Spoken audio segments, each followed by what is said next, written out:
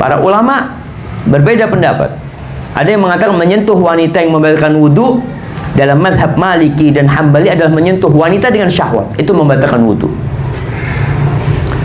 Dalam mazhab Syafi'i, menyentuh wanita yang bukan mahramnya, wanita yang istrinya atau wanita asing, maka itu membatalkan wudu dengan syahwat atau tidak dengan syahwat.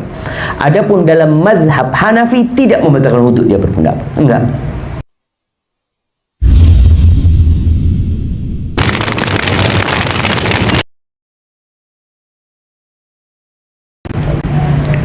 Assalamualaikum warahmatullahi wabarakatuh. Alhamdulillah Rabbil alamin, wassalatu wassalamu ala sayyidil mursalin wa imamil muttaqin, qaidil ghurril muhajjalin, sayyidina wa maulana Muhammadin wa ala alihi wa ashabihi ajma'in. Amma ba'd, Rabbi shrah li sadri wa yassir li amri wahlul 'uqdatam min lisani yafqahu qawli.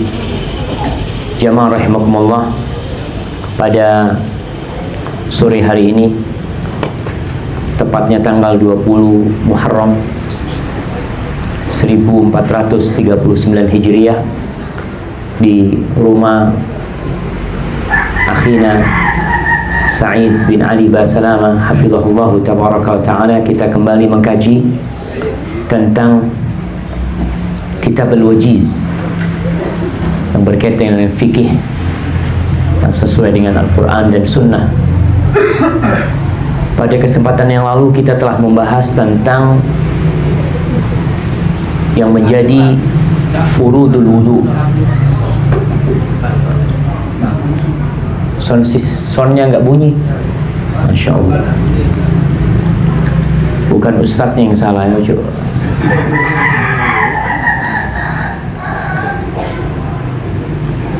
Saya ingin atau anak ingin pada awal kajian ini mengingatkan kembali tentang rukun-rukun dalam wudhu kita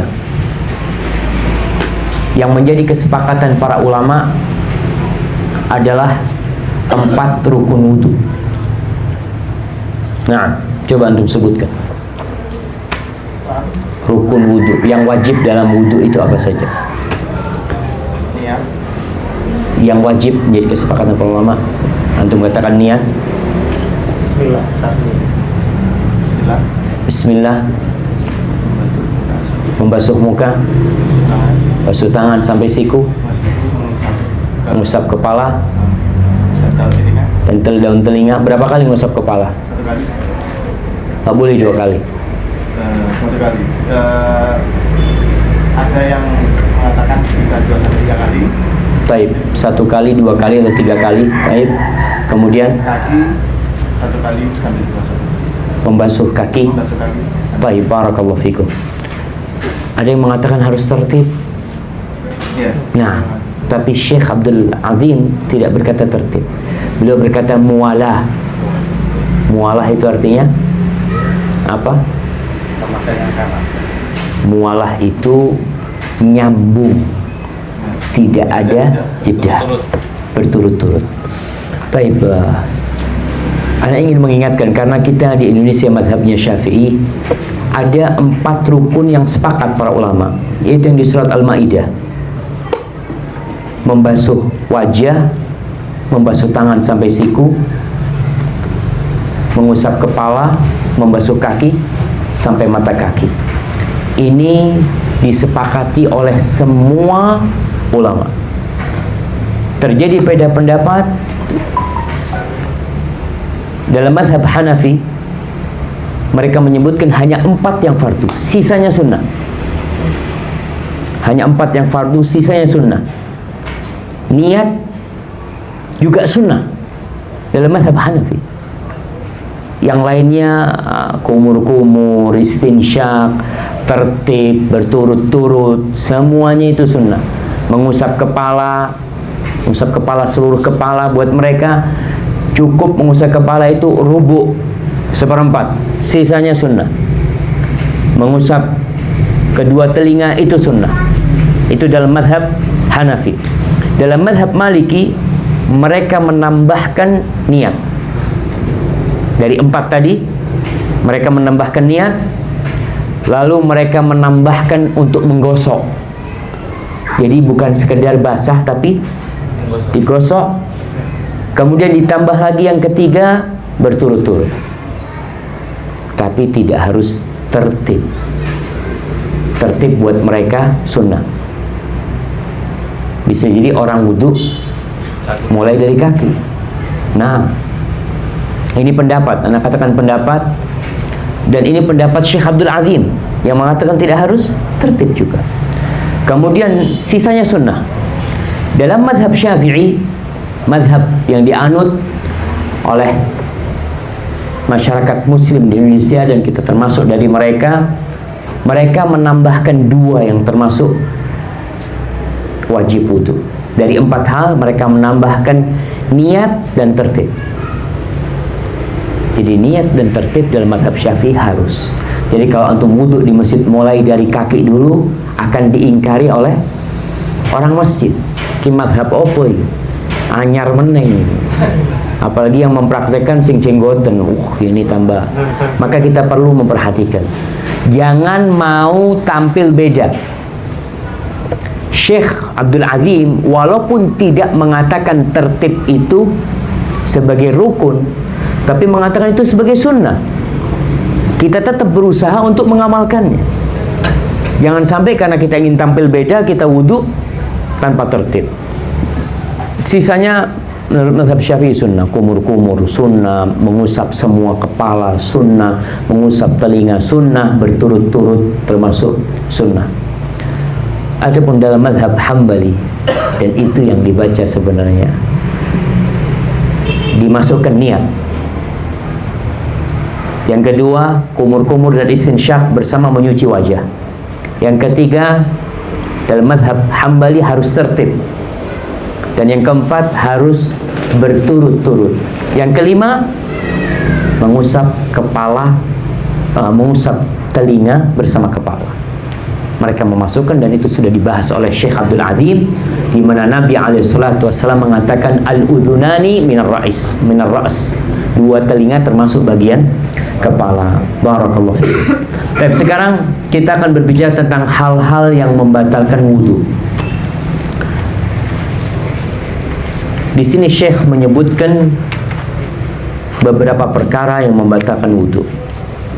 Yang pertama adalah apa saja yang keluar dari 2 jalan, yaitu dari kubul dan dubur, berupa ya kotoran, baik itu kencing atau yang semisalnya, atau angin yang keluar, berdasarkan firman Allah Jalla Jalaluhu di surat Al-Maidah ayat 6, au jaa ahadum minkum minal ghaid, atau kembali, atau salah seorang dari kalian kembali dari buang air, buang hajat. Dan Nabi SAW mengatakan la yaqbalullahu salata ahadikum idza ahdath. Allah tidak menerima salat salah seorang di antara kalian apabila dia berhadas, hatta yatawadda, sampai dia berwudu, bersuci dengan wudu. Faqala rajulun min Hadramut, Masya Allah, ada satu orang dari Hadramut yang bertanya. Hadramut ini apa artinya jamaah? Apa artinya Hadramut? Yang dari Hadramut? Iya, tempat, nama tempat, betul lah. Artinya Hadramut itu artinya hadir kematian. Hadara maut, hadirnya kematian. Disebutkan bahwasanya dikatakan hadara mautu Saleh, waktu Nabi Saleh katanya meninggal, mau meninggal di sedaerah sana, maka disebut hadara maut. Wallahu a'lam bishawab. Tapi jelas orang ini dari Hadramut. Hadramut adalah salah satu tempat di Yaman sana. Dia tanya, dan ini tugas penuntut ilmu. Ketika mendengarkan penjelasan seorang ustadz dan tidak faham, hendaknya bertanya. jangan disimpan. Karena apa? Salah satu yang menyebabkan orang tidak pinter-pinter, malu bertanya. Maka orang ditanya, mal hadath? Hadath itu apa ya Abu Hurairah? Yang disebut hadath itu apa? Kita juga kadang-kadang nggak ngerti berhadath. Hadath itu apa sih? Maka Abu Hurairah menjawab radhiyallahu taala anhu, fusaun au durab. Fusa itu artinya kentut yang lirih. Masya Allah. Yang syahdu, yang tidak ada suaranya jamaah. Fusa itu yang tidak ada suaranya, yang tahu-tahu satu kamar sakit perut semua. Nah, au durat. Durat itu yang ada suaranya. Nah, kemudian yang membatalkan wudu disebutkan dalam hadis Nabi alaihi salatu wassalam adalah mani, wadi, dan madhi. Mani, wadi, dan madhi. Nah, antum, apa madhi? Madhi itu yang keluar ketika tidak bersyahwat. Madhi itu yang keluar ketika tidak bersyahwat. Ya, dari zakat. Tidak bersyahwat. Betul jangan?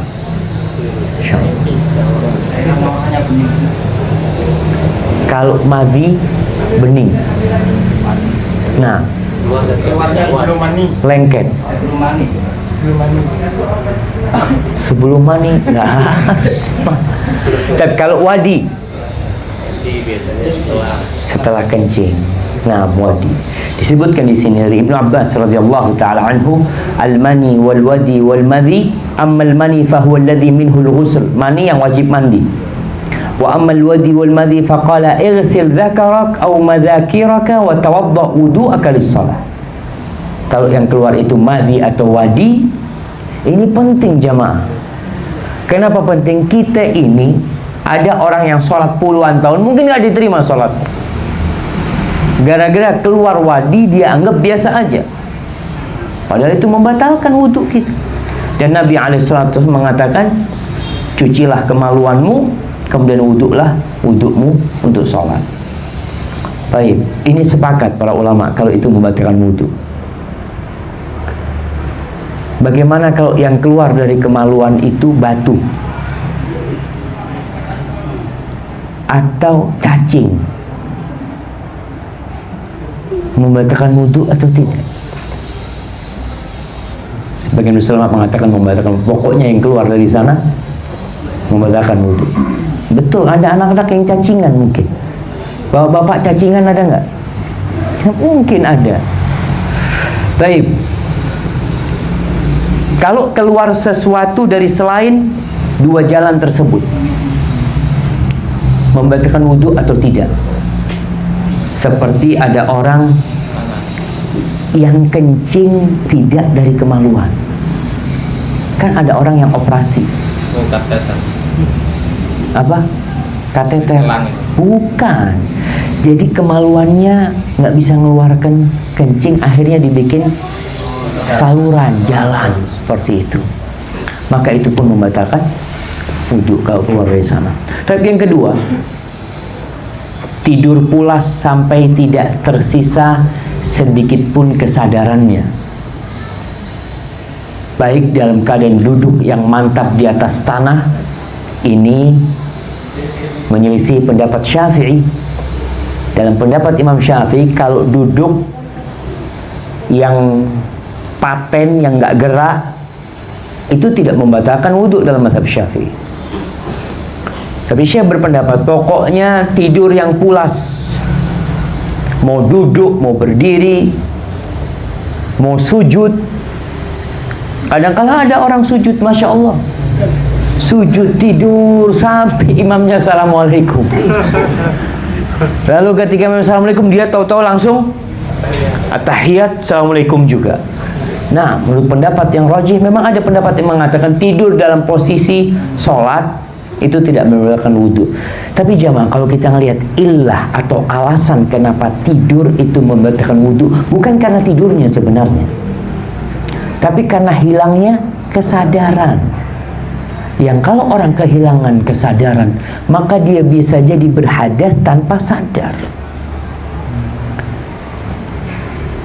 Beliau mengatakan baik dalam keadaan duduk yang mantap di atas tanah ataupun tidak, karena ada hadis Safwan bin Asal, ia berkata, kana Rasulullah sallallahu alaihi wasallam, Rasulullah sallallahu alaihi wasallam ya'muruna safaran an la nanzi'a khifafana thalathata ayyamin wa layaliyahunna illa min janabatin lakin min ghaitin wa bawlin wa naumin. Rasul sallallahu alaihi wasallam menyuruh kita dalam kondisi safar untuk tidak melepas khuf. Apa khuf jemaah? Khuf itu bukan sepatu, alas kaki. Jadi khuf itu mungkin bisa disebut kaos kaki yang terbuat dari kulit dulu itu. Jadi khuf. Jadi antum kalau berangkat umroh mungkin bisa beli nanti, dijual itu khuf. Memang dipakai, ya kita tidak butuh dengan khuf di sini. Tapi kalau antum merasakan musim dingin di Mekah dan Medina, kaki itu pecah-pecah, sehingga orang yang pakai khuf itu hangat, kakinya nggak pecah-pecah. Tapi melepas memasang itu nggak enak, soalnya kalau habis dilepas kakinya basah, dimasukkan ke kulit, bagaimana kulitnya? Bau. Maka ada rukhsah ketika dalam kondisi musafir 3 hari 3 malam untuk tidak melepas khufnya, cukup mengusap di atas khuf. Nanti itu ada pembahasan tentang mengusap di atas khuf selama 3 hari. Illa min janabah, kecuali kalau junub, maka harus mandi, harus dilepas. Walakin min ghaitin, akan tetapi karena buang air besar atau kencing atau karena tidur, maka tidur pulas ya, maka tidak perlu dilepas, cukup berwudu. Nabi mengatakan naum, tidur. Taib. Kenapa kalau di sini hadisnya tidur, kenapa harus tidur pulas? Ada orang tidur ayam. Tidur ayam ini tidur nggak pulas, ini artinya dia masih dengar omongannya orang kadangkala. Dan banyak jemaah umroh, jemaah haji itu antara maghrib dan isya biasanya selonjoran di Masjid Nabawi. Azan langsung sholat sunnah, tidur. Kalau dikatakan, bapak dari tadi tidur, oh enggak, saya enggak tidur tadi. Ya sudah, kita mau ngomong apa jemaah? Karena yang tahu dia tidur atau tidak sebenarnya dia. Tapi kadangkala dia tidur ya sampai goyang-goyang kiri kanan sampai keluar itu angin. Dikasih tahu, Pak, bapak tadi keluar angin. Kata saya nggak tidur masih. Sudah, mau diapain udah? Padahal dia tidur. Kita katakan bapak. Makanya orang yang tidur ini tidak sadar.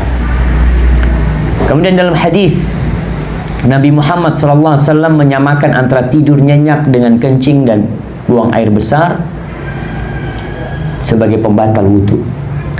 Ali radhiyallahu ta'ala anhu berkata, qala Rasulullah sallallahu alaihi wasallam, Nabi alaihi salatu wasallam bersabda, al-ainu wika'ussah faman nama falyatawadda. Mata itu, kata Nabi alaihi salatu wasallam, adalah pengawas dubur. Faman nam, barang siapa tidur nyenyak, hendaklah berwudu. Yaitu karena dia nggak sadar sudah apa yang keluar dari sana. Maka tidur memerintah atau membatalkan wudu kita. Lalu di sini Syekh menyebutkan yang ketiga, itu yang kedua, tidur. Tapi dalam mazhab Syafi'i, tidur, orang duduk tidur walaupun tidurnya nyenyak asalkan tidak goyang-goyang. Kan ada orang duduk di majelis di masjid iktikaf, momanya kepalanya sampai nunduk itu, sampai ngorok, tapi nggak gerak dia.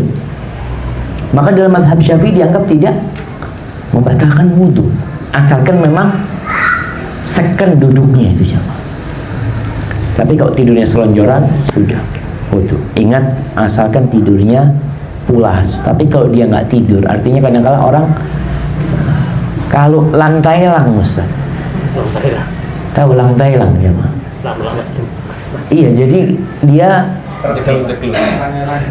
hilang-hilangan jemaah, hilang-hilangan gitu, setengah sadar setengah enggak. Iya, tadi dilihat kalau setengah sadarnya sampai pulas karena orang tidurnya nggak sadar. Antum bayangkan Ashabul Kahfi 309 tahun tidur, ketika bangun apa kata mereka? Berapa lama kita tidur? Kalau nggak sehari, sebagian hari. 309 tahun antum bisa bayar kerja. Makanya tidur ini benar-benar orang tidak sadar. Terus yang ketiga, Syekh memasukkan hilangnya kesadaran akal karena mabuk atau sakit. Karena kacaunya pikiran disebabkan dua hal ini jauh lebih berat daripada hilangnya kesadaran karena tidur nyenyak. Dalam mazhab Syafi'i, yang ketiga ini dimasukkan kepada yang kedua. Kemudian yang keempat, memegang kemaluan tanpa penghalang secara langsung dengan tangan karena dorongan syahwat. Berdasarkan sabda Nabi SAW, man massa dzakarahu falyatawadda. Barang siapa yang memegang kemaluannya, hendaklah dia berwudu. Kemudian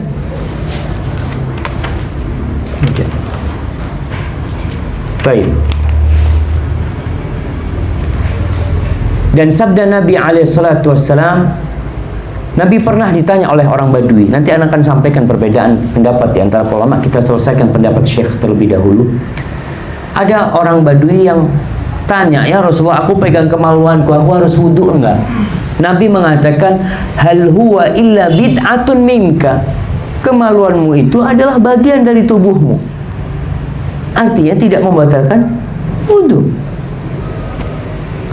Beliau mengatakan, betul, ia memang bagian dari anggota badanmu bila sentuhan tidak diiringi dengan gejolak syahwat. Jadi Syekh berusaha untuk menggabungkan dua hadis.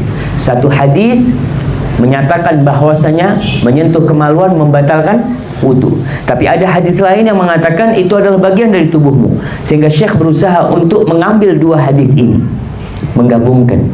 Jadi kalau ada dua hadis yang bertentangan, ada dua cara. Cara yang pertama, kalau bisa digabungkan, digabungkan. Kalau nggak bisa digabungkan, maka ditarjih mana yang lebih kuat. Syekh berusaha untuk menggabungkan. Menyentuh yang tanpa syahwat tidak membatalkan wudu buat beliau.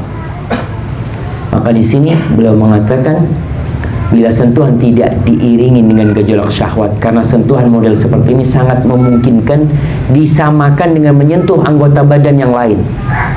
Ini jelas berbeda jauh dengan menyentuh kemaluan karena termotivasi terdorong oleh gejolak syahwat. Sentuhan seperti ini sama sekali tidak bisa diserupakan dengan menyentuh anggota tubuh yang lain, karena menyentuh anggota badan yang lain tidak didorong oleh syahwat. Dan ini adalah sesuatu yang amat jelas, sebagaimana yang pembaca lihat sendiri perkataan Syekh, bahwasanya menyentuh kemaluan tanpa syahwat tidak membatalkan wudu. Contohnya seperti apa? Orang yang mandi. Orang mandi pakai sabun, kemaluannya disabun umpamanya. Ketika dia hendak mandi junub kan dianjurkan untuk berwudu. Apakah wudunya itu akan batal ketika dia mensabuni kemaluannya? Menurut pendapat Syekh, tidak membatalkan wudu. Tapi dalam mazhab Syafi'i batal. Kau nyentuh dengan syahwat, tidak dengan syahwat. Orang kadang-kadang menyentuh kemaluannya karena gatel umpamanya, apa, batal wudu. Tapi Anda lihat pendapat yang lebih kuat tidak membatalkan wudu. Pendapat ini pendapat yang pertengahannya, menggabungkan dua hadis tadi. Baik, yang kelima yang membatalkan wudu adalah makan daging onta. Sebagaimana diriwayatkan oleh Al-Bara bin Azib radhiyallahu taala anhu, ia berkata, qala Rasulullah sallallahu alaihi wasallam, tawadda'u min luhumil ibil wa la tawadda'u min luhumil ghanam. Kata Nabi alaihi salatu wassalam, wuduklah kalian disebabkan makan daging onta, namun jangan wuduk disebabkan makan daging kambing. Jelas dalam hadis ini membedakan antara daging onta dan daging kambing, karena memang terdapat perbedaan di antara para ulama. Awalnya semua daging membatalkan wudu, pada awal Islam. Setelah itu semua daging tidak membatalkan wudhu. Makanya sebagian ulama mengatakan hukum berwudhu dari memakan daging itu mansuh, dihapuskan. Tapi sebagian ulama mengatakan iya mansuh, tapi tidak semua, ada pengecualian, yaitu daging onta. Dan sebagian mazhab Syafi'i berpendapat seperti ini. Hadis yang kedua, Jabir bin Samurah, anna rajulan sa'ala an-nabiy sallallahu alaihi wasallam, bahwasanya ada seorang lelaki bertanya kepada Nabi alaihi salatu wasallam, "A'atawadda'u min luhumil ghanam?" Apakah aku berwudu setelah makan daging kambing? Apa kata Nabi alaihi salatu wasallam? In syi'ta tawadda wa in syi'ta la tatawadda. Kalau kau mau berwudu silahkan, kalau kau tidak mau berwudu silahkan. Hadis ini sebagai dalil dianjurkannya memperbaharui wudu. Artinya orang ini wudunya tidak batal. Kata Nabi, kau kalau mau wudu silahkan, berarti kan wudunya diperbaharui. Wudunya nggak batal, dia berwudu bukan karena batal wudunya, tapi karena memperbaharui wudu. Lalu orang ini tanya lagi, atawadda'u min luhumil ibil? Qala na'am tawadda' min luhumil ibil. Apakah aku berwudu setelah makan daging onta? Kata Nabi, berwudulah. Baik, selesai kita di pembahasan ini. Waktu pertemuan yang lalu ada pertanyaan. Di sini kan tidak disebutkan tentang menyentuh wanita yang membatalkan wudu. Dalam mazhab Syafi'i, mereka memasukkan yang membatalkan wudu adalah menyentuh wanita. Ana akan bacakan. Syekh sama sekali tidak menyinggung. Dan ini, kitab ini bagus banget, ya. Tapi kita juga tidak boleh menjadikan kitab ini sebagai standar kebenaran. Artinya yang tidak ada di kitab ini pasti salah, yang ada di kitab ini pasti benar. Enggak, Syekh berusaha untuk mengemukakan yang menurut beliau pendapat paling kuat dan paling mendekati kebenaran. Di dalam mazhab Syafi'i, mereka menyebutkan termasuk yang membatalkan wudu adalah ini dalam kitab Raudhatul Talibin punya Imam Nawawi. Beliau mengatakan pembatal wudu yang ketiga ada lamsu basyarati imra'atin mushtaha, menyentuh kulit wanita yang syahwat, ada syahwat dengan dia. Lalu beliau mengatakan fa in lamasa sya'ran, kalau yang disentuh itu rambut, menyentuh wanita membatalkan wudu itu sama di surat Al-Maidah ayat 6, aulamastumun nisa, atau kalian menyentuh wanita. Para ulama berbeda pendapat. Ada yang mengatakan menyentuh wanita yang membatalkan wudu dalam mazhab Maliki dan Hambali adalah menyentuh wanita dengan syahwat, itu membatalkan wudu. Dalam mazhab Syafi'i, menyentuh wanita yang bukan mahramnya, wanita yang istrinya atau wanita asing, maka itu membatalkan wudu dengan syahwat atau tidak dengan syahwat. Adapun dalam mazhab Hanafi tidak membatalkan wudu, dia berpendapat enggak. Nanti kita akan sampaikan apa dalil mazhab Hanafi dan apa dalil Syekh sebenarnya mengatakan menyentuh wanita tidak membatalkan wudu. Au udwan mubanan min imra'atah, atau yang disentuh itu bagian dari tubuh wanita yang telah terputuskan, seperti yang diamputasi, kaki yang diamputasi, batal wudu enggak? Tidak. Au basyarata saghiratin, atau yang disentuh adalah kulit anak kecil, perempuan kecil yang belum sampai ada syahwat dia. Lam yantaqid wudu'uhu 'alal asah, wudunya tidak batal. Ini dalam mazhab Syafi'i. Jadi kalau ini sentuh dalam rambut, artinya istrinya diusap rambutnya, setelah diusap rambutnya giginya ditek-tek umpamanya, setelah itu kukunya disentuh umpamanya, maka itu tidak membatalkan wudu dalam mazhab Syafi'i. Kita bicara dalam mazhab Syafi'i. Wa in lamasa muharraman binasabin aw rada'in aw musaharatin lam yantaqid 'alal adhar. Kalau yang disentuh adalah mahramnya. Mahramnya, ya kita tahu mahram. Keponakannya disentuh, kakaknya, adiknya, ibunya, anaknya. Baik haram karena nasab atau haram karena susuan atau haram karena faktor pernikahan seperti mertuanya. Haram karena pernikahan mertuanya. Lam yantaqid 'alal adhar. Itu tidak membatalkan wudu menurut pendapat yang lebih kuat. Ini dalam mazhab Syafi'i. Wa in lamasa maitatan aw ajuzan la tushtaha aw udwan ashal aw zaidan aw lamasa bi ghairi syahwatin aw an ghairi qasdin intaqada 'ala as-sahih fi jam'i dhalik. Kalau yang disentuh mayit perempuan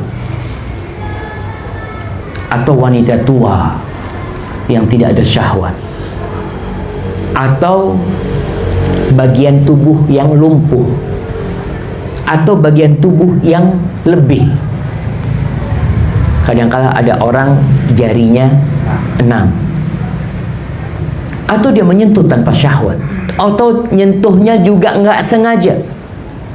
Imam Nawawi mengatakan wudunya batal. Ini menurut pendapat yang sahih. Wa yantaqidu wudu'ul malmus 'alal adhar. Yang disentuh juga batal. Menurut pendapat yang lebih kuat. Wal mar'atu karrajul. Seorang wanita sama dengan lelaki. Bahwasanya dia akan batal wudunya seperti lelaki batal wudu. Baik, lalu Imam Nawawi mengatakan, qultu, kata Imam Nawawi, walau iltaqat basyarata rajulin wa imra'atin biharakatin minhuma intaqadata qat'an wa laysa fihi malmus. Andai kata terjadi interaksi kulit lelaki dengan wanita ya karena gerakan mereka tapi nggak menyentuh dia, maka wudunya batal. Tidak ada yang tersentuh di situ sebenarnya. Seperti orang yang umroh, maka antum lihat kenapa jemaah haji Indonesia ketika umroh itu berusaha untuk dia pakai tangannya itu bukan pakai kaos tangan, nggak boleh pakai kaos tangan ketika umroh berihram, nggak boleh. Maka yang mereka lakukan adalah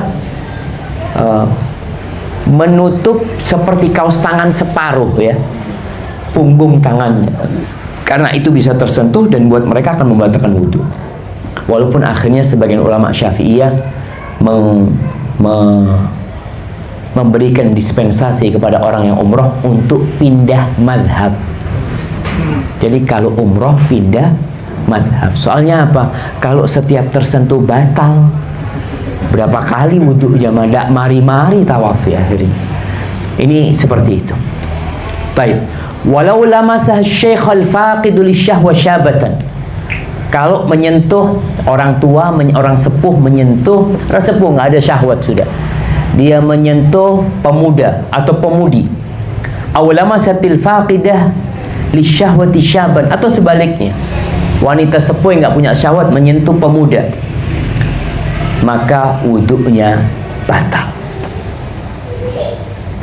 Lalu dia mengatakan, walau lamasar rajul amrad.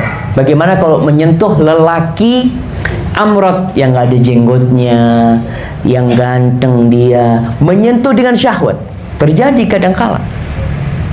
Ada orang-orang yang kurang waras, jemaah.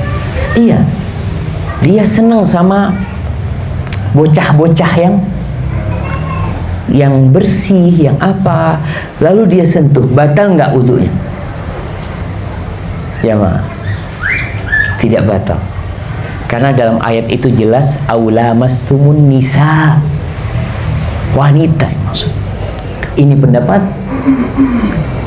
Al-Imam Asy-Syafi'i, pendapatnya mazhab Syafi'i.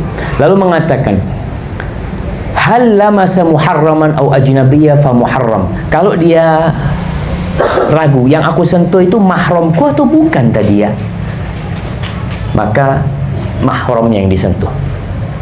Karena yang jelas orang menyentuh orang asing kan sadar dia, tapi dia lupa tadi yang disentuh adalah orang mahram dia atau tidak. Tapi yang jelas jemaah, ini pendapat mazhab Syafi'i. Mereka berdalil dengan ayat aula mastumun nisa. Sedangkan madhab Maliki dan Syekh sendiri berpaham bahwa menyentuh wanita tidak membatalkan wudu dengan syahwat atau tidak dengan syahwat. Bukan berarti menyentuh wanita asing boleh, enggak, tetap haram hukumnya. Ada perempuan lewat, kita pegang, haram hukumnya. Tapi tidak membatalkan wudu karena beda hukum nih. Tapi kalau berbicara istri membatalkan wudu, karena istri itu sebenarnya orang asing, jemaah. Istri itu orang asing. Makanya istilah orang sekarang, istri itu ada suratnya. Mertua ada suratnya enggak? Enggak ada. Tetap mertua itu mahrammu. Sampai kau cerai sama istrimu kawin lagi tetap.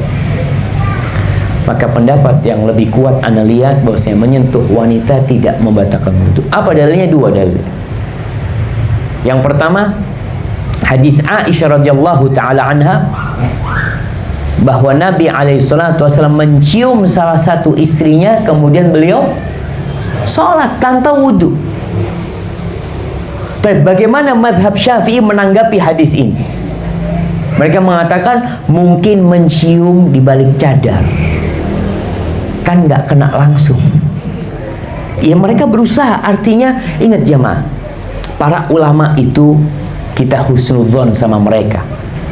Mereka bukan orang yang mengikuti hawa nafsu mereka, tapi mereka benar-benar mencari kebenaran.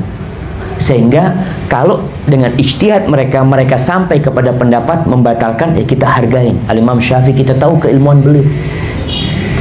Itu hadis yang pertama, kan tidak ada penjelasan Nabi mencium dengan ada alas atau tidak ada alas. Nabi mencium lalu sholat. Hadis yang kedua, hadis Aisyah juga, bahwasanya Aisyah radhiyallahu taala sholat dia kalau lagi Nabi kalau mau sujud sallallahu alaihi wasallam itu dicolek Aisyah, sehingga Aisyah menarik kakinya narik supaya Nabi bisa sujud. Dan pernah juga Nabi alaihi salatu wasallam sholat malam, dicari sama Aisyah, kakinya kepegang. Kalau membatalkan wudu berarti Nabi akan wudu lagi di sini. Jadi itu pendapat yang mengatakan tidak membatalkan wudu. Kalau pertanyaan kemarin mengatakan Ustaz lebih hati-hati, mana Ustaz? Apa lebih hati-hati kita wudu aja seperti itu? Ya kalau kau mau wudu silahkan. Artinya wudumu itu bukan karena membatalkan wudu, bukan karena wudumu batal, tapi karena memperbaharui wudu. Dan kita sudah bahas tadi bahwasanya memperbaharui wudu itu dianjurkan. Tapi ana lihat pendapat yang mengatakan tidak batal, pendapat yang kuat. Tapi berkaitan dengan menyentuh kemaluan yang membatalkan wudu, buat yang berpendapat membatalkan wudu, dan dalam mazhab Syafi'i membatalkan wudu. Dia mengatakan menyentuh yang membatalkan wudu itu apabila menyentuh dengan telapak tangan, bukan dengan punggungnya. Seperti itu. Disebutkan di sini dalam kitab Rawdatul Talibin, dia mengatakan menyentuh baik itu lelaki atau perempuan, kecil atau besar, mati atau hidup, yang disentuh itu dubur atau kubul, itu membatalkan wudu. Artinya dalam mazhab Syafi'i, seorang ibu yang mencebokin anaknya, wudunya batal. Tapi pendapat Syekh mengatakan kalau tanpa syahwat maka tidak membatalkan wudu. Gimana disebutkan sama Syekh? Anak kadang kalau baca ini juga ketawa jemaah. Wa masud dzakaril maqtu. Gimana kalau antum ngelihat kemaluan lelaki di pinggir jalan? Ada yang dipotong sama istrinya apa? Menyentuh itu batal wudu apa enggak? Ini dibahas jemaah dalam kitab itu. Wa masud dzakaril maqtu. Kemaluan yang terpotong membatalkan wudu atau tidak? Beliau mengatakan itu membatalkan wudu.